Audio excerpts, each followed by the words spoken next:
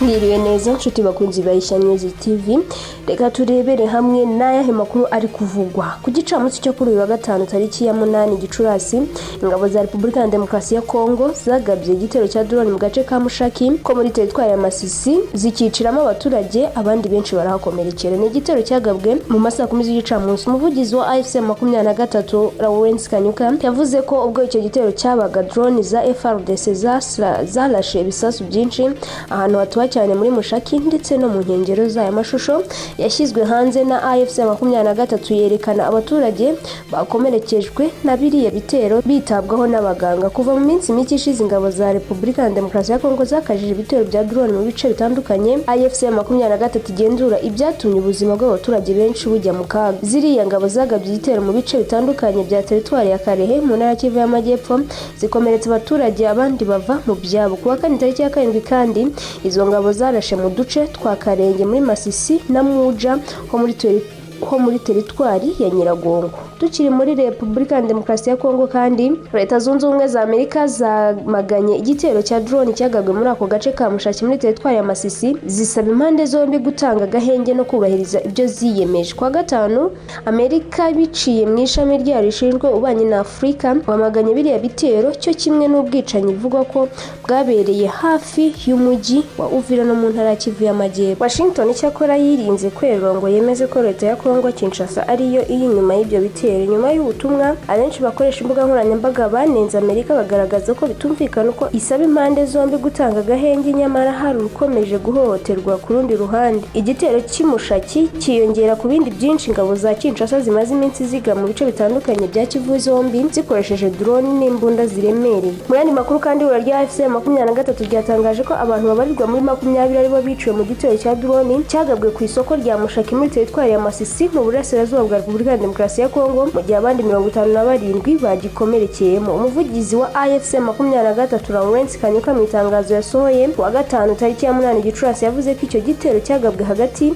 ya saa 9:45 na saa 8:25 z'umugoroba, kigabwa n'ihuriro ry'ingabo zirwana ku ruhande rwa Repubulika ya Demokarasi ya Kongo Kinshasa. Yavuze ko baguye muri icyo gitero harimo abagore, abana ndetse n'abandi baturage b'abasivile, ashimangira ko ari icyaha cy'intambara n'icyaha kibasira inyokomuntu. Igitero cy'Mushaki cyiyongereye ku bindi byinshi ingabo za Repubulika ya Demokarasi ya Kongo zimaze igihe zigaba mu bice tugenzurwa na AFC 23 kuva mu ntangiriro za Gicurasi 26, biri mu byagabwe mu gace ka Gakenke ko muri Minembwe ku itariki ya 8 Gicurasi 26. Kuwa kane Gicurasi 26 saa 7:20 z'amanywa AFC 23 yavuze ko ingabo za Leta ya Kinshasa zarashe ibisasu Karenge muri teritwari ya Masisi bikaviramo abaturage gutakaza ubuzima ndetse abandi benshi bagahuga. Ku ya 4 Gicurasi uyu mwaka hagabwe ibitero mu gace ka Lumbishi no mu nkengero zayo muri teritwari ya Kalehe, mu gihe ku itariki ya 3 Gicurasi 26 Lumbishi, Rutare n'utundi duce tuhakikije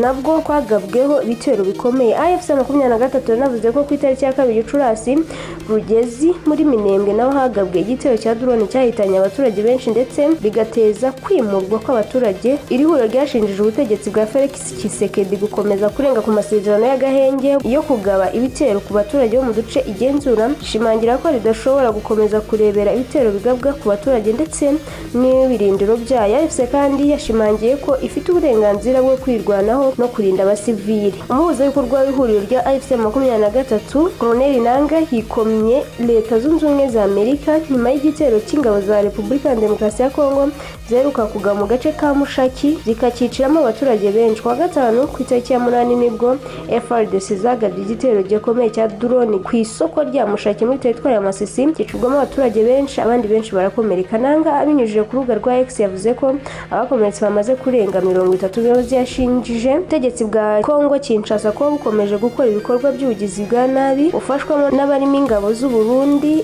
FDLR, abacancuro barimo abanyamerika n'imitwe ya Wazalendo bishingikirije kuba bushyigikiwe na Repubulika ya Demokarasi ya Kongo ndetse na Leta Zunze Ubumwe za Amerika. Nanga yagaragaje ko ibikorwa na Kinshasa bikwiye kwamaganwa mu buryo bukomeye kandi ubutegetsi bwa Kinshasa bwabikoze bukagaragazwa mu buryo bukomeye. Amerika biciye mu ishami ryayo rishinzwe ububanyi n'amahanga kuwa gatanu yamaganye igitero cy'Imushaki ariko yirinda kwerura ngo ivuge ko Kinshasa ariyo ibiri inyuma. Ni Amerika imaze igihe isa naho yagiye ku ruhande rwa leta ya Kongo nyuma y'uko ibihugu byombi byasinyanye amasezerano yemerera Washington kujya gucukura amabuye y'agaciro muri Kongo. Nanga yagaragaje ko bibabaje cyane kubona bwana Felix Tshisekedi arimo gukoresha amasezerano y'ubucuruzi bw'amabuye y'agaciro yagiranye na Repubulika ya Demokarasi ya Kongo mu kwigira indakorwaho ku ruhande rumwe akiha uburenganzira bwo kwica abaturage b'abasivile batagira kirengera, ku rundi ruhande akaniha uburenganzira bwo kwica amasezerano y'amahoro ntabiryoze. Uyu muyobozi yikomye Amerika yananiwe kwerura ngo avuge ko Kinshasa ariyo yagaje igitero Imushaki kandi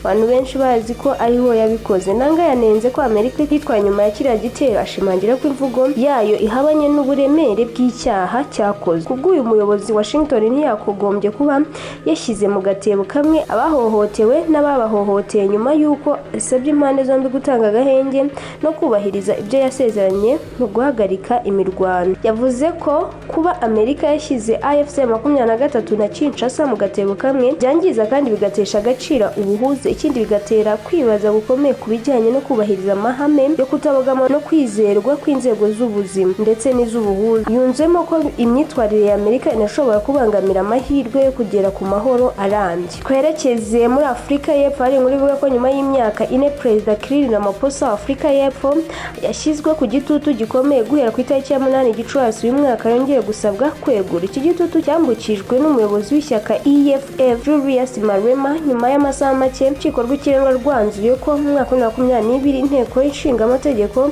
yakoze ikosora ryo guhagarika gahunda yo kwegura kwa Ramaphosa. Malema na bagenzi batavuga rumwe ku butegetsi batangiye gahunda nyuma y'uko iperereza ryigenga rigaragaje ko Ramaphosa akwiye kubazwa iby'amadolari 580 yibwe n'abajura bayasanze ahishwe mu ntebe yo mu rugo rwe ruri mu cyaro cya Falafala. Abajura barafashwe. Malema na bagenzi bavuga ko aya mafaranga ashobora kuba yaravuziye mu mutungo w'igihugu wanyerejwe kuko mbere Ramaphosa atari yasobanuye inkomoko yayo, ariko kubera igitutu yaje gusobanura ko yakomotse ku mbogo ye yagurishijwe. Nyuma y'umwanzuro wo ku itariki ya 8 Gicurasi, ibiro bya Perezida wa Afurika y'Epfo byatangaje ko Ramaphosa yahawe ubwigenge bw'ubutabera n'iyubahirizwa ry'amategeko kandi ko yemera ko nta muntu uri hejuru y'amategeko. Malema wari wagiye kumva umwanzuro w'urukiko yabwiye abanyamakuru ko Ramaphosa akwiye kwegura kugira ngo abone uko akurikirana dosiye imuganisha ku kwegura. Ishyaka EFF yagamaze kwandikira Perezida w'inteko ya Afurika y'Epfo Paul Didiza amusaba gufata ingamba zo mu gihe kirenze amasaha 28 ishingiye ku mwanzuro w'urukiko. By'umwihariko byumvikana ko amusaba kuyobora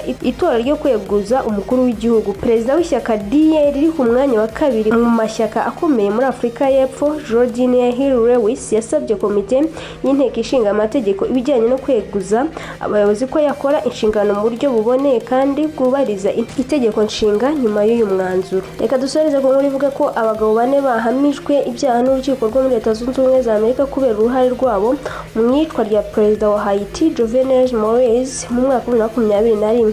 Bahanyijwe ibyaha ni Alchango Antonia Antriago na James Solagez. Nyuma y'urubanza rwamaze hafi amezi 2 bahamijwe gucura umugambi wo gushimuta cyangwa kwica Perezida no gutera inkunga uwo mugambi. Ivuga ko bashobora gukatirwa igifungo cya burundu. Biteganyijwe ko mu mpeshyi y'umwaka aribwo bazasomerwa urubanza ruzatangarizwamo igihano bakatiwe. Abashinjacyaha ba Leta Zunze Ubumwe za Amerika basobanuye ko uwo mugambi wateguwe ndetse utererwa inkunga mu majyepfo ya Florida. Ikubitiro intego yari iyo kuvana Perezida ku butegetsi, ariko byaje guhinduka umugambi wo kumwica. Abanyamategeko bunganira abaregwa bavuga ko aba bagabo bagizwe ibitambo kandi ko bashakaga gusa gushyigikira Perezida gushyikiriza Perezida impapuro z'urukiko zimuta muri yombi. Nubwo cyatangiye ibimenyetso, bavuze ko Perezida yishwe n'abamurindaga mbere y'uko itsinda ry'aba bagabo rihagera. Perezida ryagaragayemo abantu benshi, nubwo abo 4 bahamijwe ibyaha, abandi bantu 8 bamaze kwemera amasezerano yo koroherezwa ibihano nyuma yo kwemera ibyaha byabo ndetse n'uruhare babigize. Umuntu wa 5 akaba ari umuganga bivuga ko ashaka yashakaga kuba perezida mushya. Urubanza rwe rukaba ruzaba nyuma kubera ibibazo by'ubuzima. Kuva habaho ubwicanyi muri 2021 Haiti yahuye n'ibibazo bikomeye cyane bya politike bishingiye ku mibereho mibi y'abaturage. Nta matora rusange arongera kuba muri iki gihugu kuva icyo gihe. Muri Nzeri 2024 hashyizweho akanama kahawe inshingano zo gufasha gutegura amatora, ariko kuva icyo gihe minisitiri w'intebe mushya yafashe ubutegetsi aho yizeza ko amatora azaba mbere y'uko umwaka urangira. Ku rundi ruhande, amatsinda y'abagizi ba nabi yitwaje intwaro agenzura ibice binini by'igihugu bikaba byarateye impfu z'abantu nibura 8,100 bishwe n'ayo matsinda mu mwaka wa 2025 gusa. Byatumye abantu bagera kuri 1 miliyoni barenga bava mu ngo zabo, mu gihe igihugu kigitegereje guverinoma ihamye kugira ngo igarure amahoro n'umutekano. Reka dusoreze kuri iyi nkuru ivuga ko igisirikare cya Leta Zunze Ubumwe za Amerika cyatangaje ko cyishe abantu 2, hasigaye umwe warokotse mu gitero giheruka kugabwa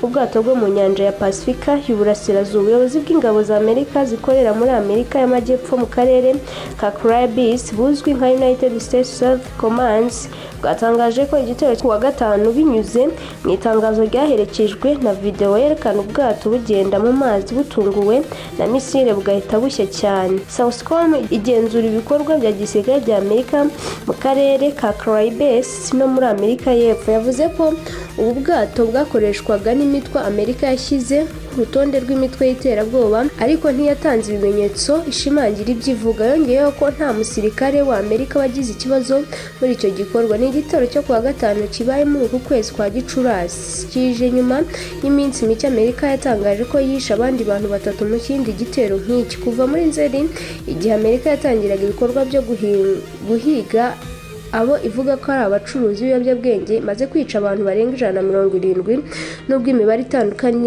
itandukana bitewe n'itangazo. Ubutegetsi bwa Donald Trump bwagiye busobanura ibitero buvuga ko ubucuruzi bw'ibiyobyabwenge bumaze nk'igitero cy'intwaro kigabwa kuri Amerika, ndetse munashyira imitwe myinshi y'abagizi ba nabi mu bucuruzi bw'ibiyobyabwenge ku rutonde rw'imitwe y'iterabwoba. Ariko impuguke mu mategeko mpuzamahanga, abarwanira uburenganzira bwa muntu ndetse n'abayobozi bo mu turere bavuga ko ibyo Amerika ivuga bidafite ishingiro. Basobanura ko ibi bitero ari ubwicanyi bukorwa hadukurikijwe amategeko kandi ko nta ntambara iriho yatuma ibyo bikorwa byemerwa. Abasesenguzi bavuga ko niyo baba bari muri ubwo bwato baba gukora ubucuruzi bw'ibiyobyabwenge hakaba kugezwa imbere y'ubutabera aho kwicwa. Imiryango muri Cambodia na Trinidad yigeze gutangaza ko bamwe mu bagezweho ibitero mbere atari abamariko tourist nk'uko ubutegetsi bwa Trump bubivuga, ahubwo bari abarobyi cyangwa abantu bakoraga ingendo zisanzwe hagati ya Caribbean na Amerika y'Amajyepfo bashaka imibereho. Nshuti bakunzi ba Yishe News TV, naha dusoreje amakuru twabateguriye. Mukomeze kugira ibihe byiza.